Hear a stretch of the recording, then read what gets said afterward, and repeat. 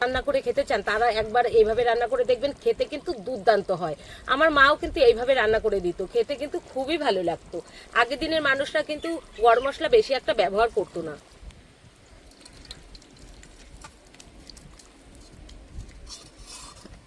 নমস্কার বন্ধুরা, স্বাগত জানাই জবা রান্নাঘর উইথ ভিলেজ ফুডে।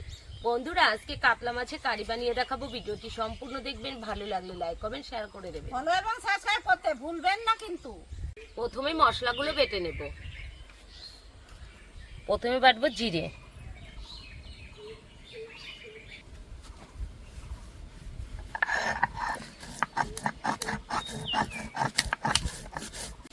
আদা জিরে বেটে নিয়েছি, তুলেও নিয়েছি। লঙ্কাটা বাটা হয়ে গেছে, তুলে নেব।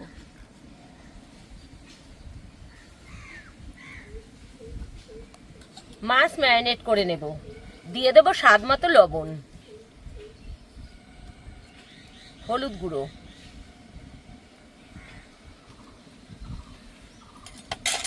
অল্প একটু তেলও দেব।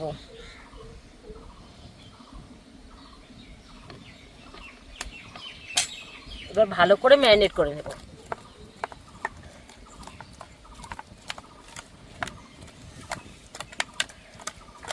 ভালো করে ম্যারিনেট করে নিয়েছি। কড়াই বসিয়ে দিয়েছি, গরমও হয়ে গেছে। দিয়ে দেব তেল। তেল ভালো করে গরম করে নিয়েছি, এবার মাছগুলো দিয়ে দেব।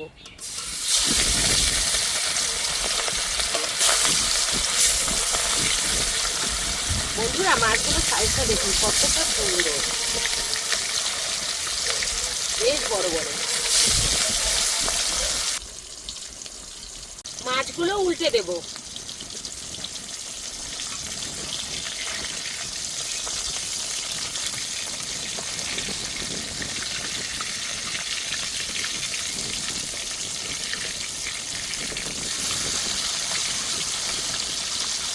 একটা পাশ সুন্দর ভাজা হয়েছে।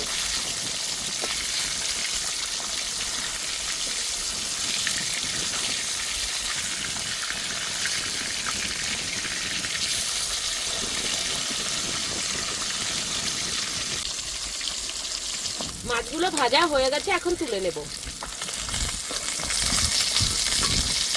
ঠিক এইরকম করে মাছটা ভেজে নিয়েছি।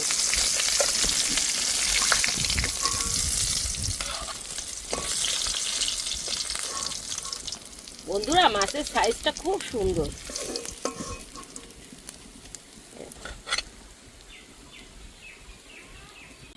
আর কটা মাছ আছে, ভেজে নেব।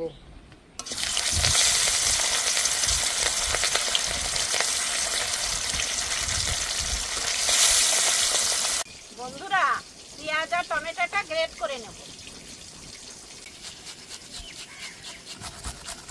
দেখুন বন্ধুরা, প্রায় হয়ে গেছে। মাছগুলো ভালো করে ভেজে নিয়েছি, এখন তুলে নেব।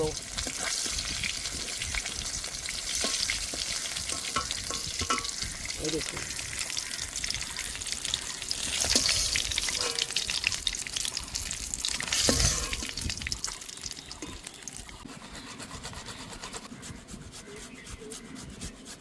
দিয়ে দেবো গোটা জিরে, একটা শুকনো লঙ্কা, কুচি করা পেঁয়াজ,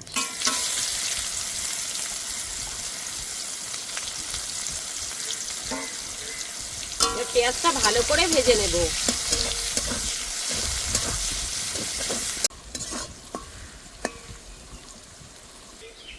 আদা বাটা, জিরে বাটা, শুকনো লঙ্কা বাটা, দিয়ে দেবো মশলা ধোয়া জল।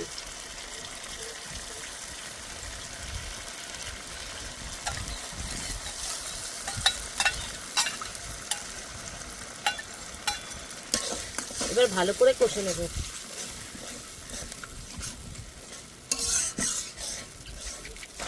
দিয়ে দেবো টমেটোর পিউরি, স্বাদ মতো লবণ, 1 চামচ হলুদ গুঁড়ো। এবার ভালো করে কষে নেব।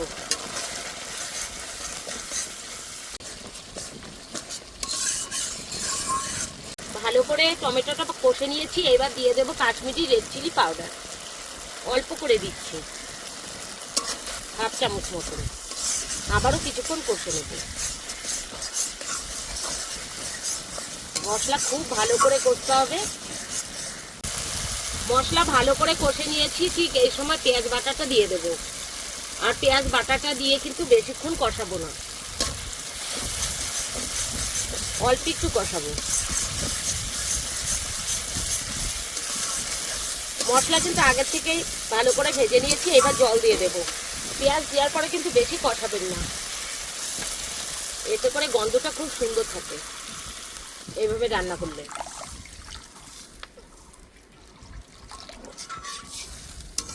জল ভালো করে ফুটে গেছে, এবার মাছগুলো দিয়ে দেব। মাছগুলো দিয়ে কিছুক্ষণ জ্বালিয়ে নেব।